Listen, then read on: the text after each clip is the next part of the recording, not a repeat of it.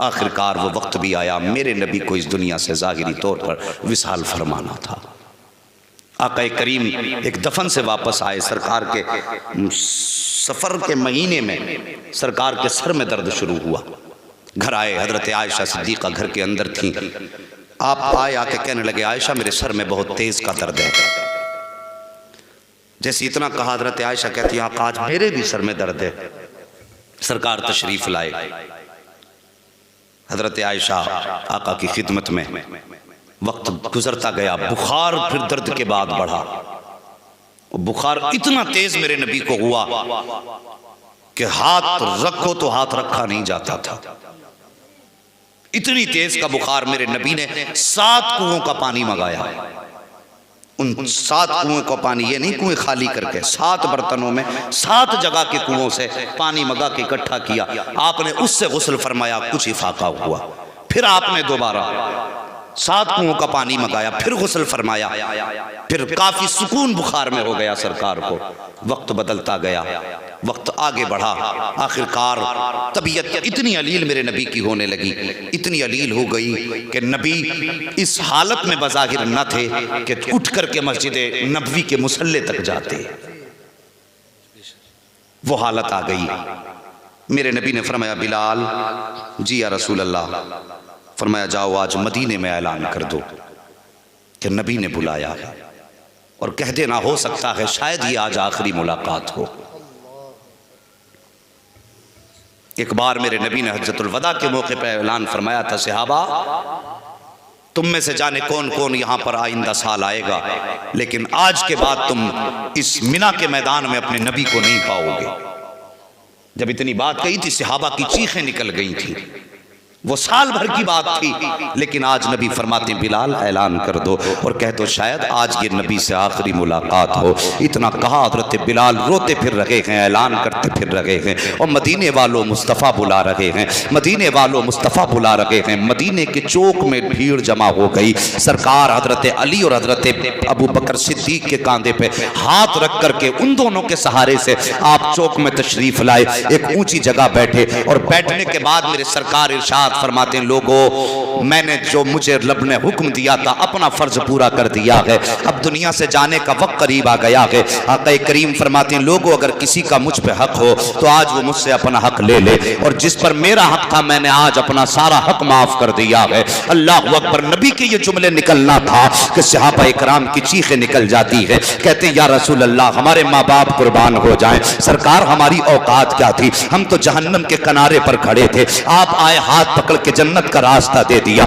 हमारी औकात के हम आपसे बदला मांगे। मेरे नबी फरमाते हैं, सहाबा मैं अपने रब की बारगाह में इस हाल में हाजिर होना चाहता हूँ कि मुझ पे किसी का कोई हक ना हो। अल्लाह अकबर। सहाबा की चीखें निकल जाती हैं, रो रहे हैं, कोई तड़प रहा है, बिलक रहा है, कोई दीवार से लग के रो रहा है। अभी ये बात चल रही थी, इतने में मेरे सरकार के सहाबी हजरत उकाशा उठ के खड़े हो जाते हैं, कहते सरकार मेरा आप पे हक बाकी है। मेरे नबी ने इतना सुना, फरमाया बताओ कौन सा हक है। कहते सरकार फला जंग के मौके पर आप सफे सीधी फरमा रहे थे, आपके हाथ में कोड़ा था, तो वो कोड़ा धोखे से मेरी कमर पे लग गया था। आका मैं चाहता हूं आज अपना बदला ले लूं। जैसी हजरत उकाशा ने इतना कहा है, सहाबा की चीखें निकल जाती हैं। कोई कदम पकड़ के उकाशा से कहता, उकाशा देख नबी की हालत कितनी खराब है, सरकार की तबीयत कितनी अलील है, मेरे सरकार को बुखार कितनी शिद्दत का है, उकाशा नबी को माफ कर दे। उकाशा कहते नहीं आज मैं अपने नबी से बदला लूंगा। अल्लाह अकबर। जब उकाशा ने इतनी बात कही है, सरकार फरमाते हैं सहाबा पीछे हट जाओ,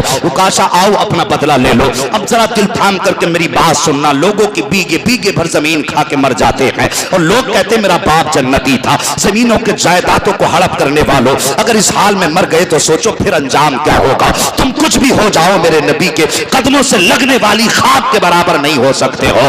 उनकी जिंदगी देखिए, कहते हैं जिसका जो हक है मुझसे ले ले। मेरे नबी करीम सरवरे कौनैन सल्लल्लाहु तआला अलैहि वसल्लम फरमाते हैं, उकाशा अपना हक ले लो। जैसे इतनी बात मेरे नबी ने कही है, उकाशा कहते सरकार जब आपने मारा था तो वो कोड़ा था। सरकार फरमाते हैं बिलाल का, जी या रसूल अल्लाह जाओ जल्दी से मेरी बेटी फातिमा के घर चले जाओ और जाकर के उनसे कोड़ा लेकर के आ जाओ। हजरत बिलाल गए हैं रोते हुए, दरवाजे पे दस्तक हुई, अंदर से आवाज आई मन दक्कल बाब। दरवाजे पे कौन है, किसने दरवाजा बजाया है? कहते हैं सैयदा बिलाल आया है। कहा किस लिए आए हो? कहा आपके बाप बाबा ने कोड़ा मंगाया है। इतना सुनना था। सैयदा कहती है क्या जरूरत पड़ गई कोड़े की? कहा सैयदा बात यह है कि उकाशा के बदन पे धोखे से कोड़ा लग गया था, आज वो नबी से बदला लेना चाहता है। इतना सुनना था। सैयदा फौरन दौड़ी अपने दोनों शहजादों की तरफ। हसनैन करीमैन मुसल्ले पे भी सोए हुए हैं। आपने कोड़ा बाद में उठाया, शहजादों को पहले उठाती हैं और उठाने के बाद दोनों बेटों को सीने से लगाया। तवज्जो से सुनना इस बात को, अंदाज़े बयां मेरा बहुत शौक नहीं है, शायद कि उतर जाए तेरे दिल में मेरी बात। हजरत फातिमा ने शहजादों को उठाया है और उठाने के बाद अपने बेटों को सीनों से लगाया। शहजादों ने माँ की आंख में आंसू देखे हैं। माँ रोने की वजह क्या है? कहा बेटे आज फातिमा कुछ मांगना चाहती है। बच्चों ने कहा था माँ बताओ क्या मांगना चाहती हो?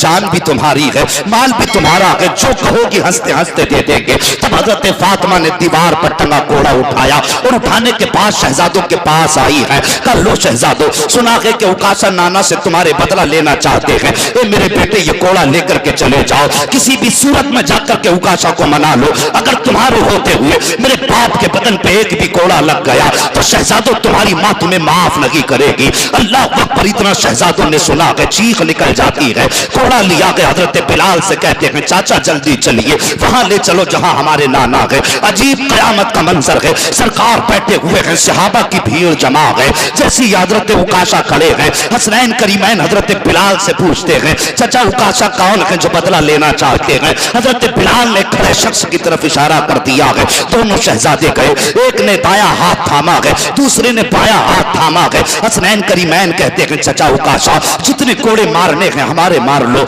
लेकिन हमारे नाना के कोड़ा मत मार देना। जितने चाहो मार लो, एक के बदले में 100 मार लेना, हम आह नहीं करेंगे, लेकिन हमारे नाना के बदन पे कोड़ा मत मार देना, हमारे नाना की तबीयत खराब है। इतना जैसी रो करके हसनैन करीमैन ने कहा है, सारे सहाबा इकराम की चीखें निकल जाती हैं। अबू बकर सिद्दीक आके आके कहते हैं उकाशा मेरी सफेद दाढ़ी का ख्याल कर, मेरी सफेद दाढ़ी की लाज रख ले, एक के बदले में 1000 मार ले, मेरे महबूब को तकलीफ ना दे। उकाशा कहते हैं पीछे हट जाइए, मेरे नबी ने यह मंजर देखा है। फरमाते सहाबा रास्ता खाली कर दो, मैदान छोड़ दो, आज उकाशा को बदला लेने दो। हजरत उकाशा हाथ में कोड़ा लेके बड़े हैं। शहजादों ने पढ़ के फिर दामन थाम लिया है। ए चाचा उकाशा अगर हमारे नाना के कोड़ा लग गया तो हम अपनी माँ फातिमा को जाकर के कौन सा मुंह दिखाएंगे? मेहरबानी करो हमारे नाना को कोड़ा ना मारो। इतना कहने के बाद आगे बढ़े। मेरे मुस्तफा फरमाते शहजादों ठहर जाओ। दोनों शहजादे ठहर जाते हैं। उसके बाद हजरत उकाशा कहते हैं सरकार जब आपने मेरे कोड़ा मारा था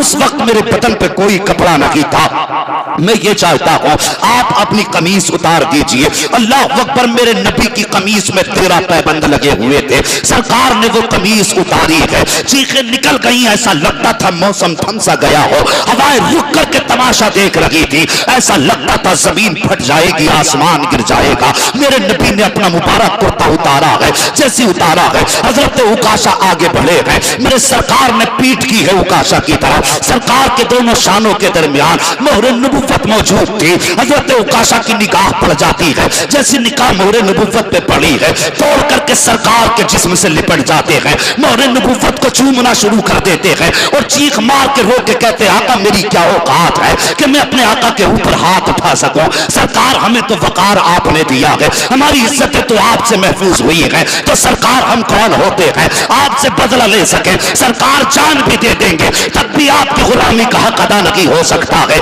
आका फरमाते उकाशा बता तो सही फिर तूने ये काम किस लिए किया है? उकाशा कहते आका आपको फरमाते सुना है कि जो भी मुस्तफा के जिस्म से टच हो जाएगा उस जिस्म को जहन्नम की आग नहीं जलाएगी। सरकार में ये चाहता था कि आपका जिस्म मेरे जिस्म से लग जाए, आज मेरा जिस्म आपके जिस्म से लग गया है, नबुव्वत के लबों पे मुस्कुराहट आई है।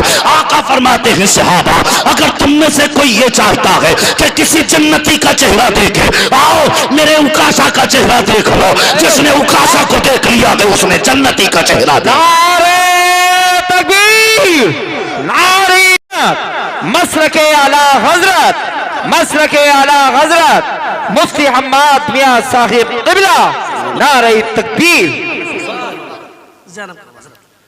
खैरियत हैं? अल्लाहू अकबर। ऐसे ऐसे मेरे नबी के आशिक। मेरे नबी ने फरमाया जिसने किसी जन्नती का चेहरा देखना है मेरे उकाशा का चेहरा देख ले। और ये नबी की दरसगाह के पढ़े हुए थे, जिनको दुनिया की में जन्नती होने की मुस्तफ़ा बशारत दे रहे हैं। और फिर जो आंख हालत ईमान में मुस्तफ़ा को देख ले, फिर जहन्नम, हाँ फिर जहन्नम उसका कुछ बिगाड़े। अल्लाह अकबर। ये तो इनकी आजिज़ी थी कि सारी सारी रात रोते रहते थे, वरना सच तो ये है जन्नत बनी ही नबी के सहाबा के लिए है। हम और आप तो उनके सदक़े में बख्शे जाएंगे। हमारे और आपके ऐसे अमाल नहीं कि जन्नत के हम अमल की बुनियाद पे हकदार हों। सच तो ये है कि वो मुस्तफ़ा के दीवाने ही जन्नत के हकदार हैं। उनके सदक़े में हम गुनाहगारों को भी इंशाअल्लाह अल्लाह जन्नत अता फरमाएगा। और साहिबो, अपने आप को आका के इश्क के करीब करो। जवानों, जितनी देर मोबाइल चलाते हो, गाने सुनते हो, ड्रामे देखते हो, तमाशे देखते हो, उतनी देर मेरे नबी की नाते सुन लिया करो। किसी मुस्तफ़ा के आशिक की ज़बान की बातें सुन लिया करो।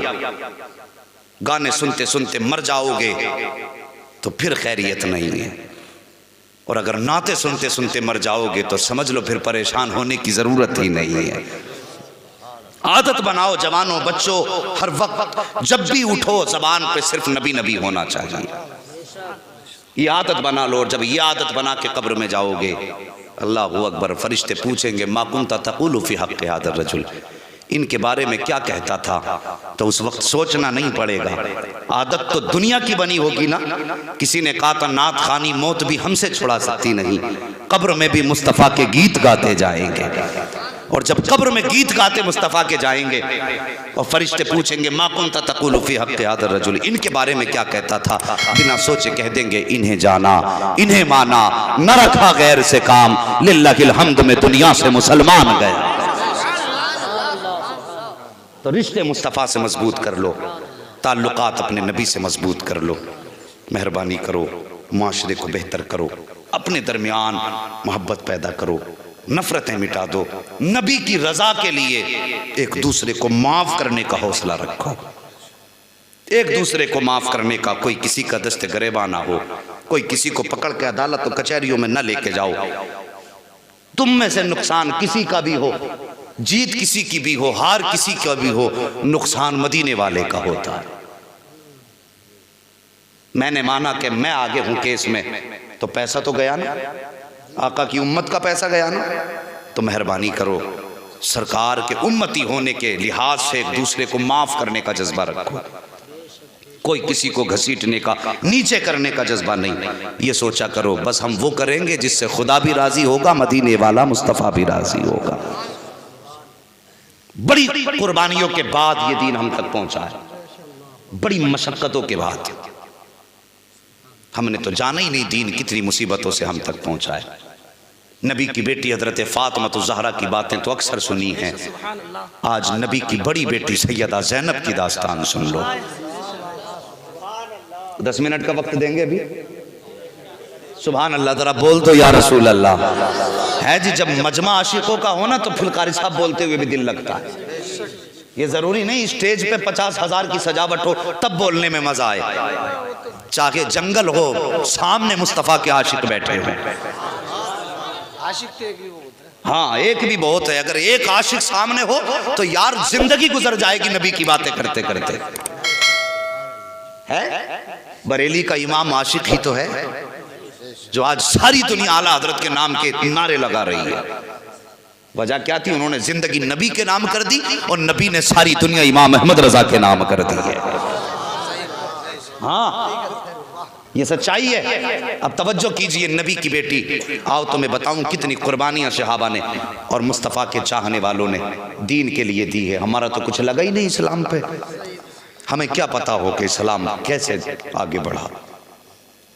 अभी मेरे नबी ने ऐलान नबुव्वत नहीं फरमाया, नबी की बड़ी साहबजादी हजरत ज़ैनब रज़ी अल्लाह तआला अन्हा, आप उनका निकाह ऐलान नबुव्वत से पहले ही कर चुके थे।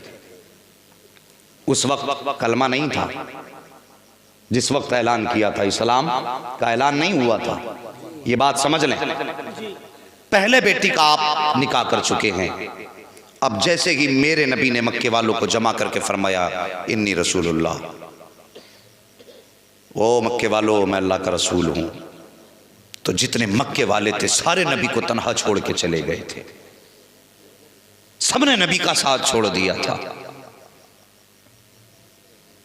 आका करीम तन्हा रह गए और वो सब जानते हैं कि सिर्फ 10 साल का एक बच्चा वहां बचा था जिसने कहा था मैं आपका नबी होने का इकरार करता हूं, और वो कोई और नहीं हजरत मौला अली मुश्किल कुशा की जात है। अल्लाहु अकबर। ऐलान ने नबूवत फरमाया। मक्के वालों ने रास्ते तंग करने शुरू किए नबी पर, तरह तरह के जुल्म होने लगे। जो मेरे नबी की बेटी हजरत ज़ैनब थी, जिस घर में थी, उन जालिमों ने नबी की बेटी पर जुल्म करना शुरू कर दिया, मारना पीटना शुरू किया, और फिर पाबंदी ये लगा दी कि तुम अपने बाप से कभी नहीं मिलोगी। बेटी के लिए बाप का चेहरा सबसे बड़ी नेमत होती है। बेटी फाका कर लेती है लेकिन बाप के चेहरे के बगैर जिंदा नहीं रह पाती है।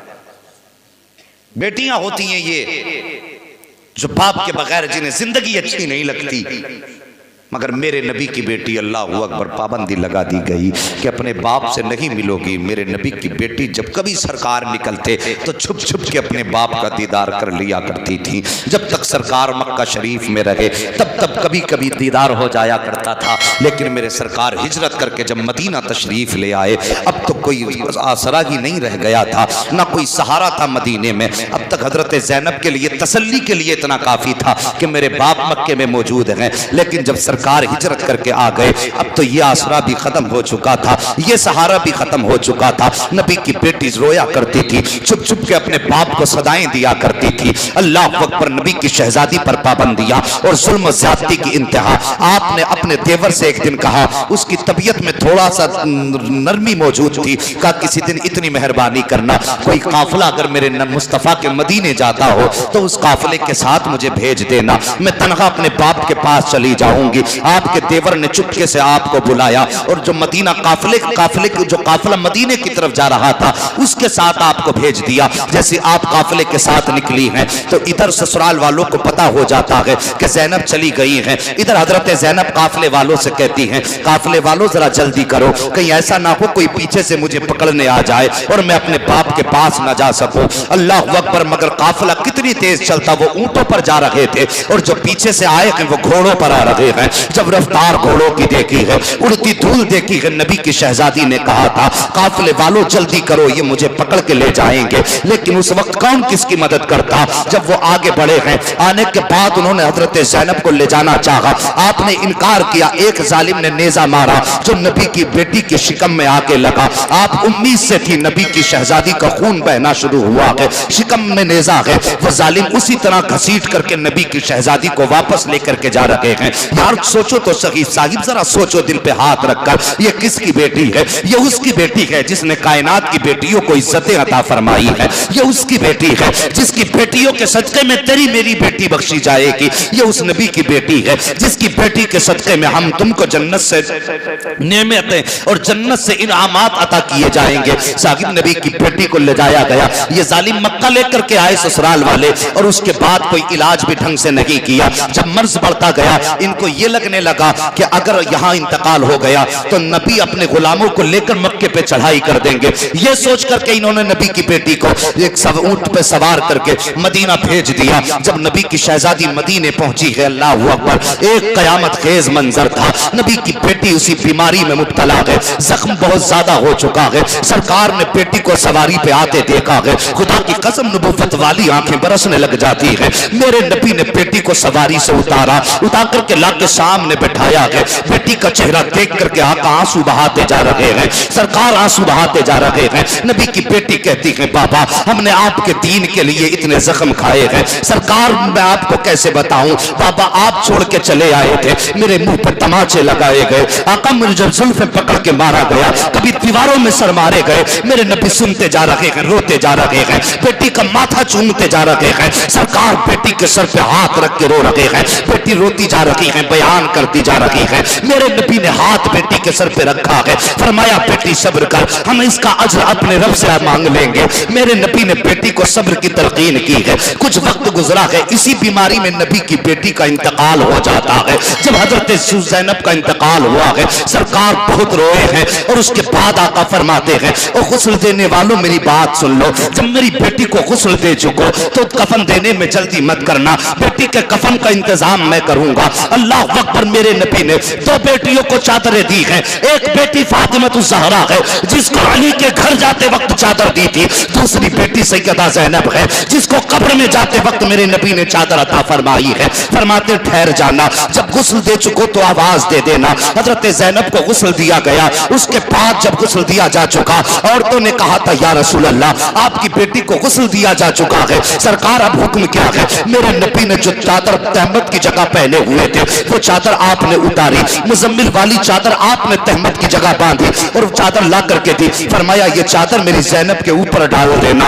अल्लाह अकबर। नबी ने अपने जिस्म का कपड़ा उतारा, अपनी बेटी के जनाजे पे रखा और सरकार खुद हजरत ज़ैनब की कब्र में उतरे। उतरने के बाद बेटी को कब्र में लिटाया। लिटाने के बाद जब बाहर आए हैं, मेरे सरकार के चेहरे पर उदासी है। थोड़ी देर सरकार के चेहरे पे उदासी रही, उसके बाद सरकार के चेहरे पे मुस्कुराहट महसूस हुई। सहाबा कहते हैं आका, जब आप बेटी की कब्र से बाहर निकले थे तो उस वक्त चेहरे पर उदासी थी, जब कब्र से बाहर आए हैं तब उदासी थी, अब चेहरे पर बड़ा नूर नजर आ रहा है, मुस्कुराहट की वजह क्या है? मेरे सरकार फरमाते हैं सहाबा, जब मैंने बेटी को अपनी कब्र में उतारा है तो मुझे बेटी की कुर्बानियां याद आ रही थी। मैं सोच रहा था या अल्लाह, वो मेरी बेटी ये है कि जो इस्लाम के लिए जान दे करके जा रही है, ये वो मेरी बेटी है जिसने इस्लाम के लिए इतना गहरा जख्म खाया है, जो इसकी जान का सबब बन गया है। ए मेरे परवरदिगार, मेरी बेटी ने मक्के में बड़े दुख उठाए हैं। ए मेरे मौला, आज इसे मैंने मिट्टी के हवाले कर दिया है। ए मेरे परवरदिगार, इस पर कब्र की मंजिलें आसान फरमा देना।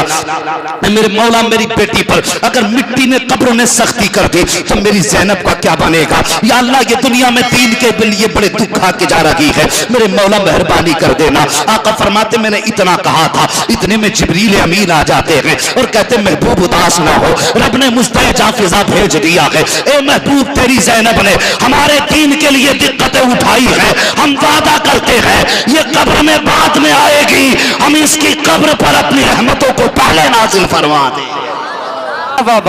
सुभान अल्लाह, सुभान अल्लाह, सुभान अल्लाह। बस मैंने आपकी एक फरमाइश पूरी कर दी है, मेहरबानी करें, थोड़ा रहम करें। मैं अभी आज भी तकरीबन 6 या 7 दिन में वापस लौटा हूँ बाहर से, बस आपकी मोहब्बत थी जी।